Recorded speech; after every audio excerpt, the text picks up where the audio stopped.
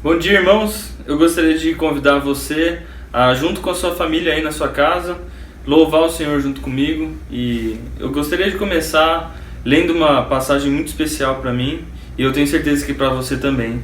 E é 1 Pedro, capítulo 2, versículo 9. Mas vós sois geração eleita, sacerdócio real, nação santa, povo de propriedade exclusiva de Deus, para que anuncieis as grandezas daquele que vos chamou das trevas para a sua maravilhosa luz.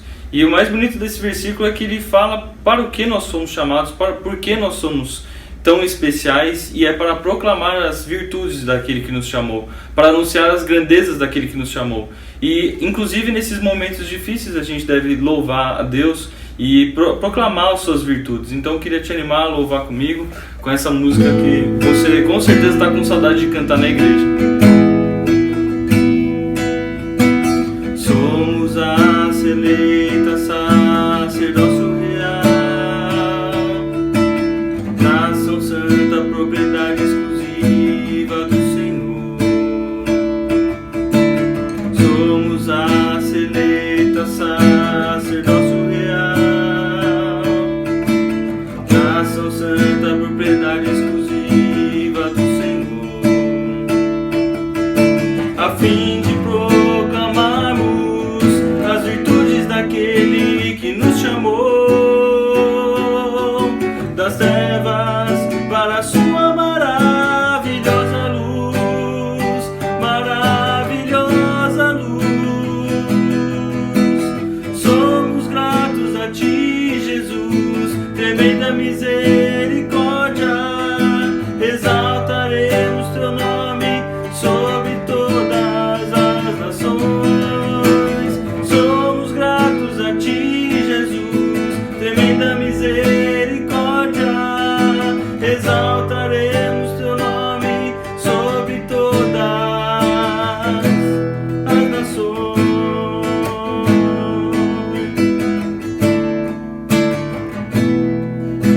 Somos a eleita, sacerdócio real, nação santa, propriedade exclusiva do Senhor, a fim de proclamarmos as virtudes daquele que nos chamou das trevas para a sua maravilhosa luz, maravilhosa luz. Somos gratos a ti, Jesus, tremenda misericórdia, exaltaremos teu nome sobre todas as nações. Somos gratos a ti, Jesus, tremenda misericórdia, exaltaremos teu nome sobre todas as nações. A próxima música fala sobre como nós sabemos que os olhos do Senhor estão sobre nós, mesmo nos momentos mais difíceis, nas fases mais complicadas, como a que o mundo está passando agora. Queria que você cantasse comigo também. Sei que observas meu coração, por vezes aflito está. São circunstâncias tão adversas, mas tu já conheces, Senhor. Entrega para Deus agora. Por isso entrego tudo em tuas mãos, confio somente em ti. O melhor sim eu sei, preparado está.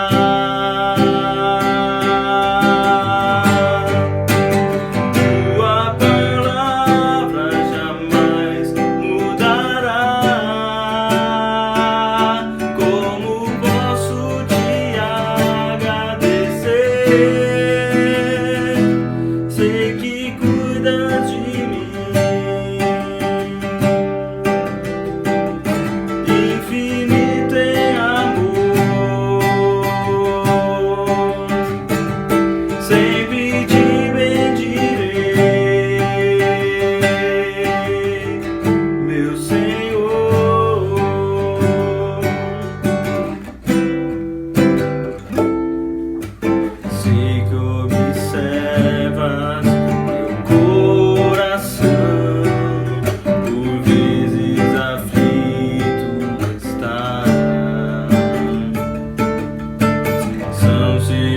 circunstâncias tão adversas, mas tu já conheces, Senhor. Por isso entrego tudo em tuas mãos, confio somente em ti. O melhor sim eu sei, preparado está. Tua palavra jamais mudará. Como posso te agradecer? Sei que cuidas de mim. Infinito em amor, sempre te bendirei, meu Senhor.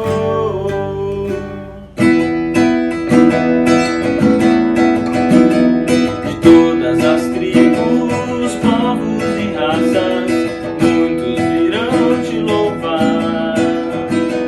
De tantas culturas, línguas e nações, no tempo e no espaço, virão te adorar. Bendito seja sempre o Cordeiro, Filho de Deus, raiz de Davi. Bendito seja o seu santo nome, Cristo Jesus, presente aqui.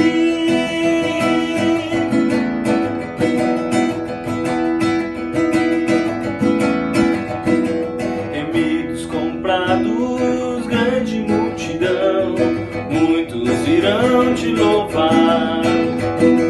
O povo escolhido, teu reino e nação, no tempo e no espaço, virão te adorar.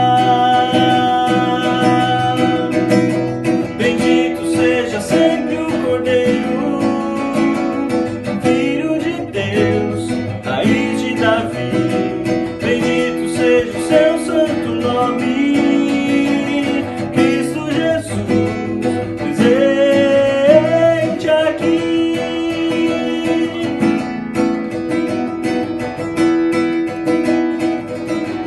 E a nós só nos cabe tudo dedicar, oferta suave ao Senhor. Dons e talentos queremos consagrar, e a vida no teu altar, dá teu louvor. Bendito seja sempre o Cordeiro, Filho de Deus, raiz de Davi. Bendito seja o seu santo nome, Cristo Jesus, presente aqui.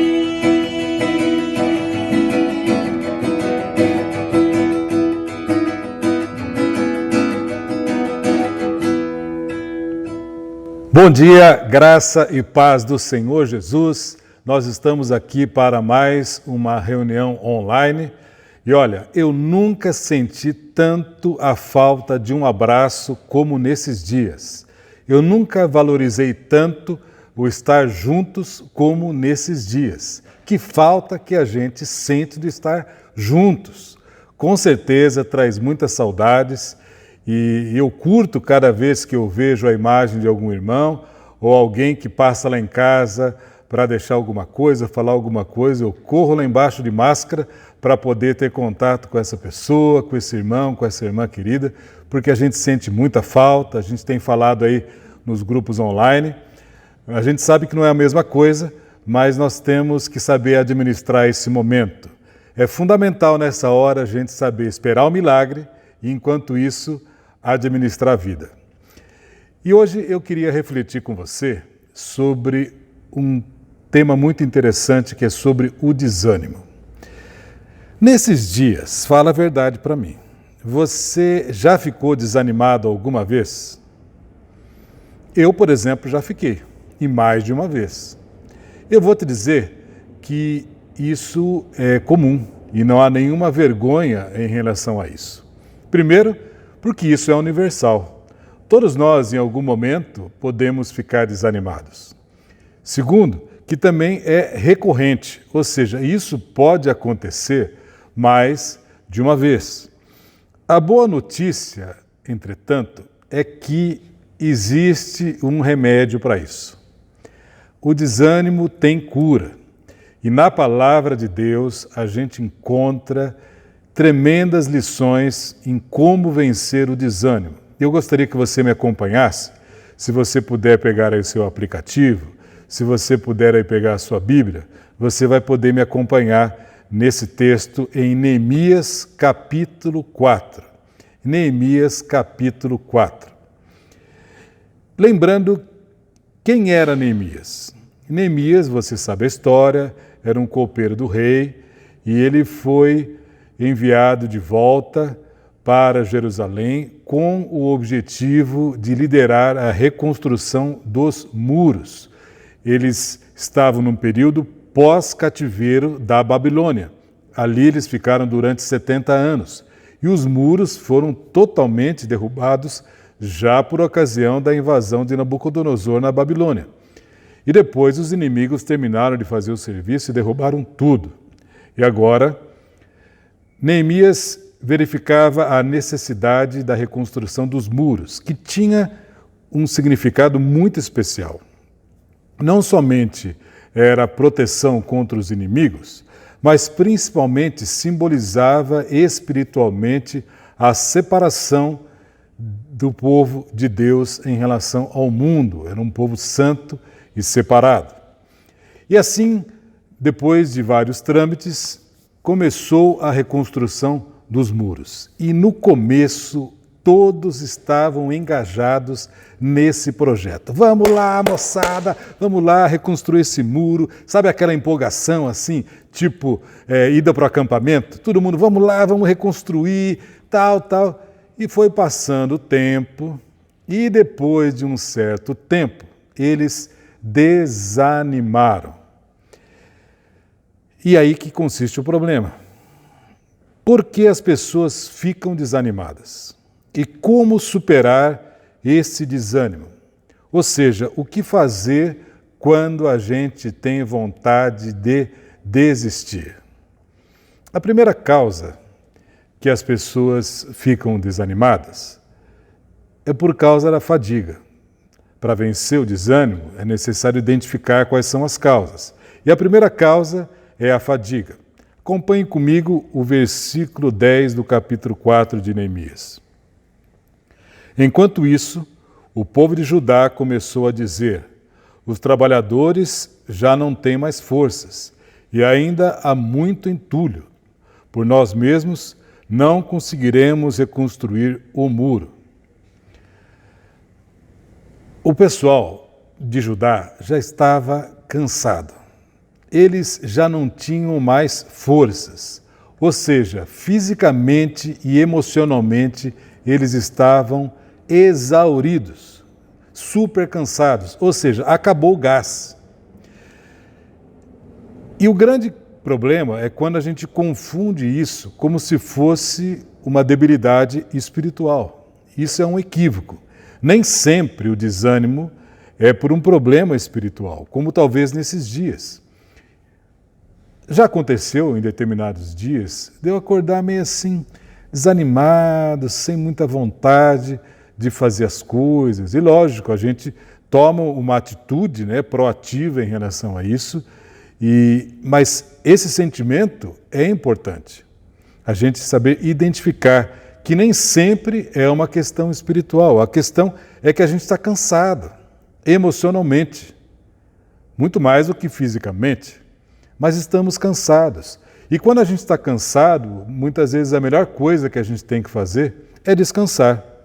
É um relaxamento, é um pouco de renovação. Aí o que eu faço? Eu procuro fazer outras atividades diferentes do que eu estou fazendo.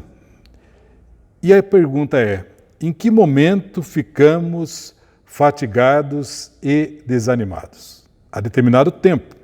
O versículo 6 diz assim: Nesse meio tempo, fomos reconstruindo o muro, até que em toda a sua extensão chegamos à metade da sua altura, pois o povo estava totalmente dedicado ao trabalho. Você sabe quando a gente está mais propenso a desanimar? Quando a gente chega na metade. Porque você já fez uma boa parte, mas você olha que ainda tem muita coisa para fazer. Olha, teve um dia que a gente resolveu arrumar um quartinho lá de casa, que a gente guardava um monte de coisa. E estava na hora de fazer uma faxina aproveitando esses dias. Sabe aquele vale da sombra da morte? Era exatamente esse quartinho. E aquele lugar que você entra já recitando o Salmo 23, é exatamente assim. Olha, foi um dia inteiro, cedinho, quase até anoitecer, a gente limpando e arrumando. E depois, um outro dia, a gente resolveu armário e limpar isso, limpar aquilo. E no começo a gente está animado, né? No início desse isolamento, talvez você tenha feito isso também, arrumou quartinho, armário, guarda-roupa, foi arrumando coisas, e tudo isso é positivo, afinal, era uma novidade a gente poder ter tempo para essas coisas. Mas depois de um tempo, acabou-se a novidade e virou rotina. Isso torna cansativo. A vida nesse isolamento social entrou numa certa rotina, mesmo aqueles que precisam sair para trabalhar fora, né? Ou aqueles que ficam trabalhando em casa, virou uma certa rotina, né? A gente já tem dias meio previsíveis. E você olha assim e vê que essa quarentena vai aumentando, e a gente olha esse quadro, o número de mortos ainda alto, pouca adesão a isolamento social, e eu não quero aqui entrar no mérito se isso é bom ou se isso é ruim. Eu só digo de uma realidade que a gente está vivendo. Eu sei que isso vai trazendo um peso no coração, que é o desânimo. Uma segunda causa é a frustração. A frustração também deixa as pessoas desanimadas. O versículo 10 diz assim: o povo disse, ainda há muito entulho, por nós mesmos não conseguiremos reconstruir o muro. E o que é entulho? Você lembra que havia restos do muro anterior. Eu falei que tinha sido tudo destruído, tinha todo aquele entulho, todo aquele monturo ali. E conforme você vai construindo, você vai tendo resto de massa, de cimento, de determinadas coisas, de areia. Você já fez reforma em casa? É uma dureza, né? Para todo mundo, parece que não acaba. Para as mulheres, então, pior ainda. Elas querem que os pedreiros façam o trabalho e não sujem. E vai ficando aquele ambiente assim difícil de você ficar, porque é resto de coisas. Mais que você limpe, tem restos de coisas, poeira. O que aconteceu foi que o povo desviou o seu foco da construção do muro e colocou o seu foco no entulho. E isso foi um problema. Quero te dizer que será inevitável nas nossas vidas aparecerem os entulhos. Agora, é fundamental nesse momento saber identificar o que é o entulho, saber o que fazer com ele para novamente focarmos no principal, que é a construção do muro, para que isso não nos desvie do plano original. E o que seriam os entulhos da vida? Entulho é tudo aquilo que nos desfoca da prioridade para o secundário, para determinadas coisas triviais que vão consumindo o nosso tempo, a nossa energia e que trazem frustração. Você quer ver um exemplo? Nesses dias de isolamento, em que a nossa convivência é intensa em família, de repente a gente começa a implicar por coisas banais. Pequenas coisinhas que no dia a dia você podia até não gostar muito que o outro fizesse, mas você relevava. E agora, como aquilo está intenso, e você acaba implicando. Alguns com falta de propósito, acorda, não tem o que fazer, falta de horários saudáveis, perde-se totalmente a cronologia do dia, fica navegando na internet o tempo todo sem propósito, vai para lá, para cá, zapeia no celular uma coisa aqui, outra ali. Olha, eu quero te dizer que é normal a gente assistir alguns filmes, é normal quem gosta poder jogar um pouco mais de videogame, é normal você estar um pouco mais na internet, os nossos horários ficam um pouco mais flexíveis, mas é preciso ter limites. Se a gente não tem limite, a gente começa a encher de entulho. Passa o dia e não tem aquele tempo devocional de qualidade. E agora a gente não pode dizer que tem problema de tempo. E aí a gente, em vez de vivenciar esses dias em Deus, fica vegetando na quarentena, como um zumbi gospel, para lá e para cá, assim, sem ter um propósito na vida. E isso nos impede de nos tornarmos aquilo que nós deveríamos realmente ser, de otimizar esse tempo para um tempo de qualidade no nosso aprofundar com Deus. Isso é muito importante. Essas interrupções na vida são os entulhos da vida que nos impedem de alcançar os nossos objetivos. E devemos nos livrar dessas coisas. Uma outra causa do desânimo está no versículo 10. Eles disseram assim: por nós mesmos não conseguiremos reconstruir o muro. Você sabe o que eles estão querendo dizer aqui? Que não adiantava continuar. Era tolice. Eles estavam desistindo. Ou seja, o que nos desencoraja, o que nos leva ao desânimo, é o medo do fracasso. E o fracasso nos leva ao sofrimento. O povo imaginava terminar aqueles muros num tempo muito menor, muito mais rápido, conforme planejado. Mas as coisas não aconteceram no seu devido tempo. E o que aconteceu? A confiança foi por água abaixo. Eles perderam o vigor e ficaram desanimados. E como você trata o fracasso na sua vida? Quando você é contrariado, quando as coisas não saem do jeito que você gostaria, como hoje em dia, né? Tantas coisas em nossos projetos, em nossos planos, viraram pó. Eu estava vendo aqui a agenda da comunidade, a gente tinha uma série de coisas programadas muito legais esse ano, e muito embora parece que Deus já tinha nos orientado a uma agenda mais leve esse ano, mas tinha muitas coisas legais planejadas. Virou tudo pó. Aliás, eu deixei de olhar a agenda faz tempo, por causa disso. Porque senão esse tipo de coisa me leva a um sentimento ruim de fracasso, que não estou conseguindo fazer as coisas que eu e outros estavam planejando. Como você reage diante de situações como essa? Oh, Senhor, coitadinho de mim, eu não merecia passar por tudo isso, por que o Senhor está permitindo que essas coisas aconteçam? O outro lá merece, mas eu, Senhor, sou um crente fiel, eu não mereci esse tipo de coisa. Essa autocomiseração, o coitadinho de mim, tipo, Deus, eu estou sofrendo, o Senhor não está vendo que eu estou sofrendo, faz alguma coisa. Ou você gosta de se vitimizar e também transferir a responsabilidade culpando os outros. Ah, isso é culpa de pessoa tal, isso é culpa do outro. Ou, de alguma maneira, se colocando como a vítima, né?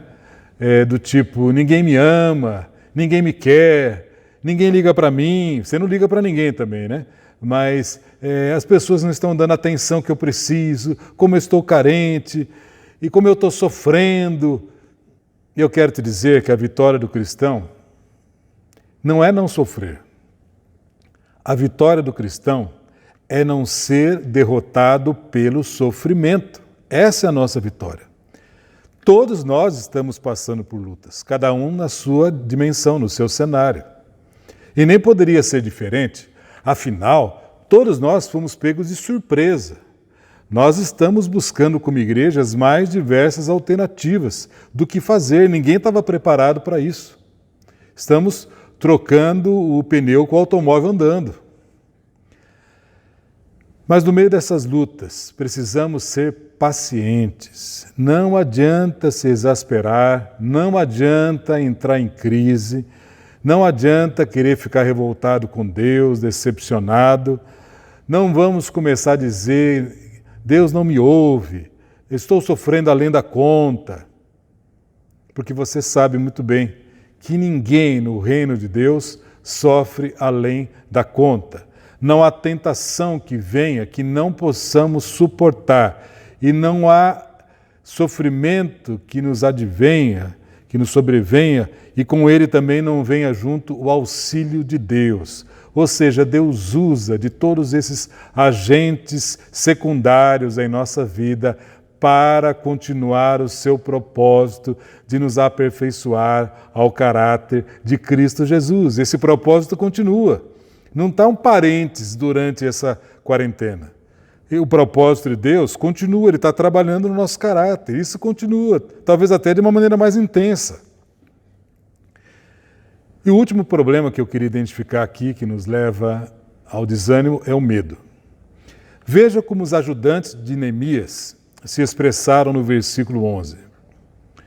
E os nossos inimigos diziam, antes que descubram qualquer coisa ou nos vejam, estaremos bem ali, no meio deles, vamos matá-los e acabar com o trabalho deles.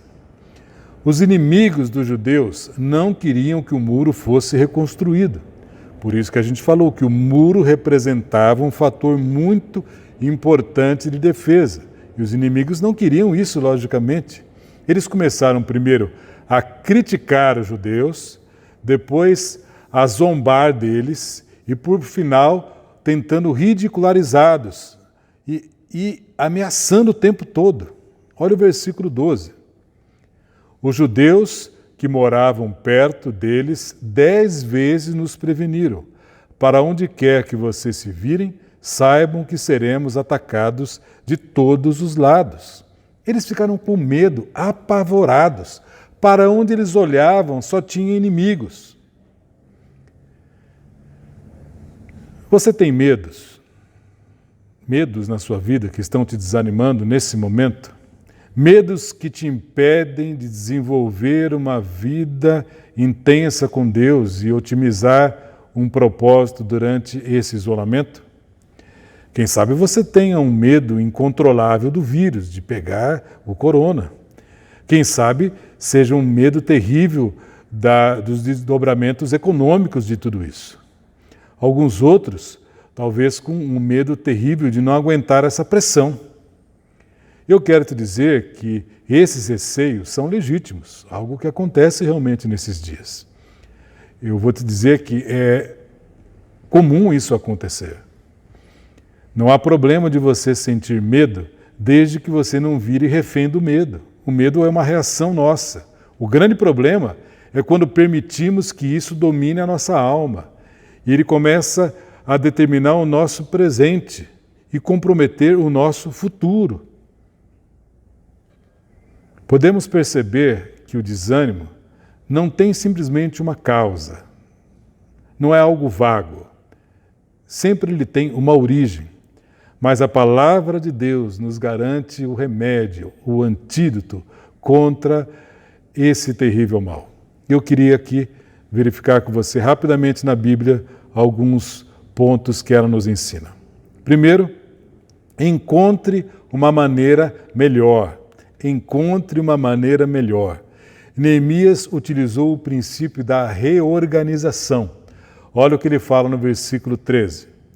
Por isso, posicionei alguns do povo atrás dos pontos mais baixos do muro, nos lugares abertos, divididos por famílias, armados de espadas, lanças e arcos. E Neemias resolveu inovar. Vamos fazer um novo sistema aqui. Esse grupo vai ficar aqui, esse outro grupo vai ficar ali. Ele buscou uma solução para o problema. Então eu quero te dizer que a primeira coisa que a gente tem que fazer para vencer o desânimo é reorganizar a nossa vida. Não adianta continuar do jeito que está. Não adianta desistir dos objetivos. Desenvolva um novo modo de agir. E ficar desanimado não significa que necessariamente você esteja fazendo alguma coisa errada. Como, por exemplo, no caso deles, eles estavam reconstruindo muros. Isso era positivo? Sim, é positivo. O problema é que eles estavam fazendo isso da maneira errada. E por isso estavam ficando desanimados.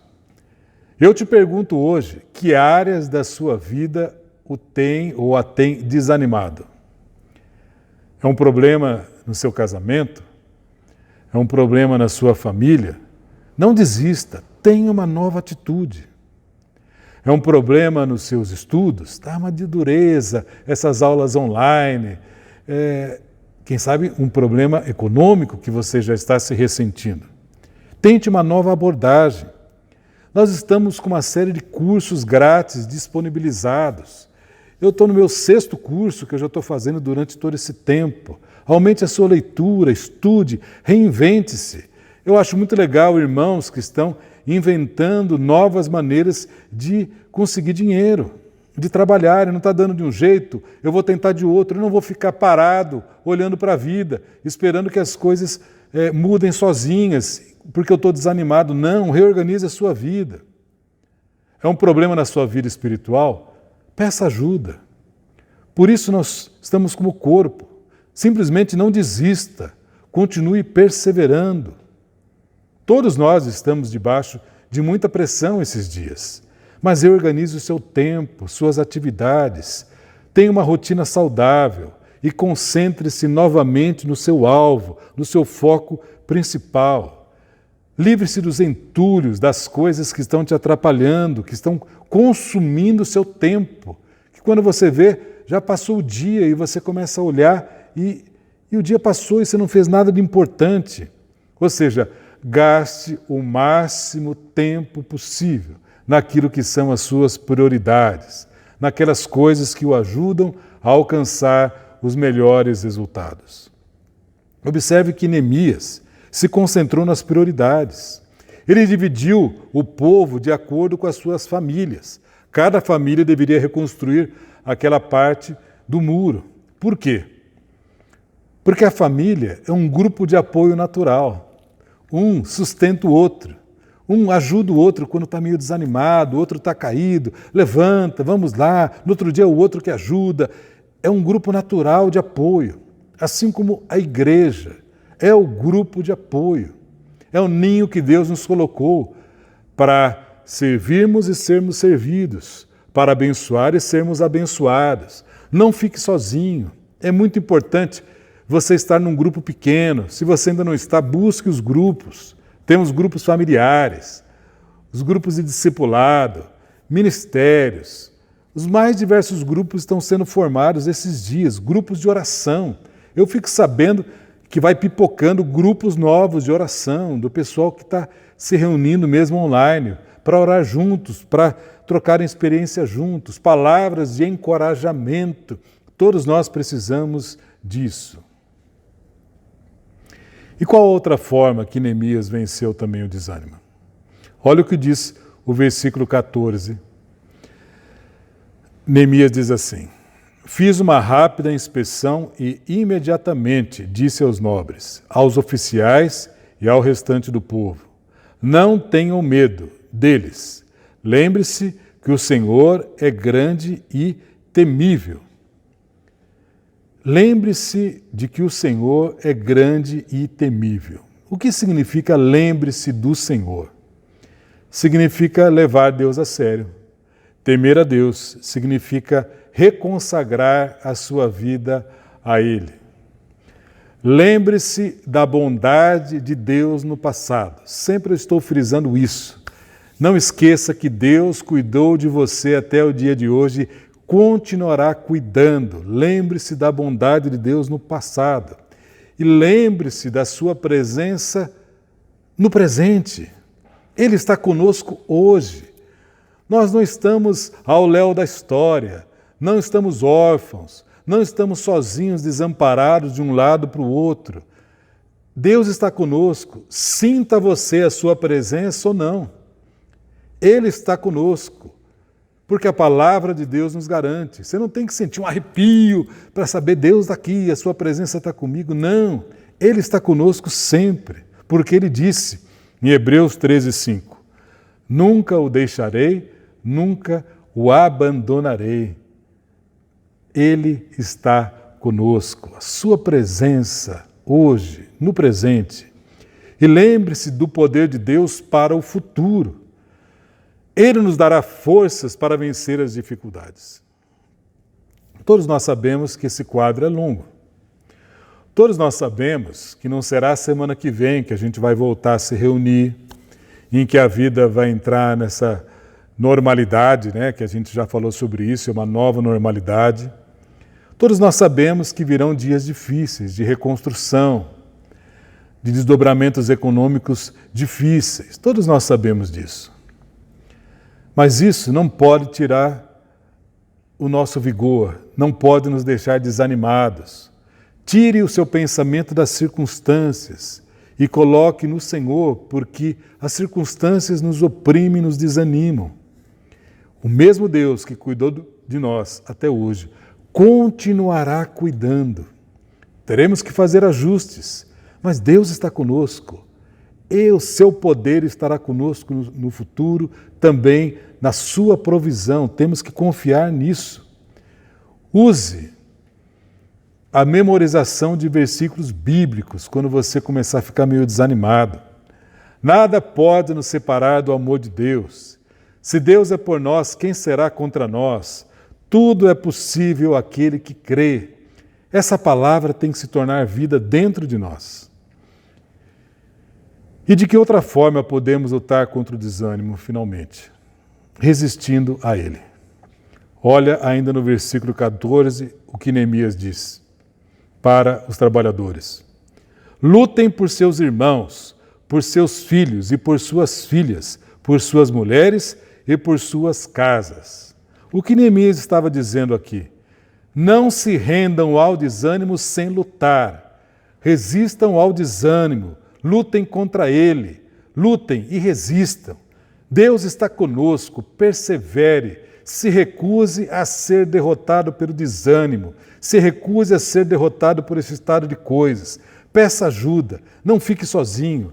Mas com certeza nós sairemos dessa juntos, como corpo de Cristo, na certeza de que Deus está conosco. Essa é a convicção, que Deus está conosco. Então, meu irmão, minha irmã, renove a sua esperança no Senhor, renove a sua esperança na palavra de Deus e fique firme. Vamos orar. Obrigado, Senhor, pela Tua palavra, porque ela é viva e eficaz. E agora eu quero te rogar pela vida de cada irmão, cada irmã que está desanimado, que está com medo, que está se sentindo solitário nesse momento, que está ansioso. Pedimos que o Senhor a conforte, que seja revigorado, que seja animado no seu ânimo e que continue firmado no Senhor dentro do seu propósito. É o que nós te pedimos em nome de Jesus.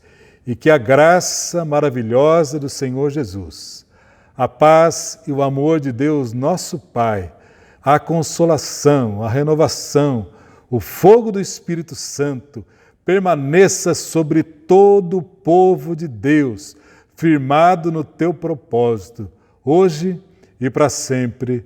Amém. Forte abraço, meu querido. Seguimos juntos em nome de Jesus.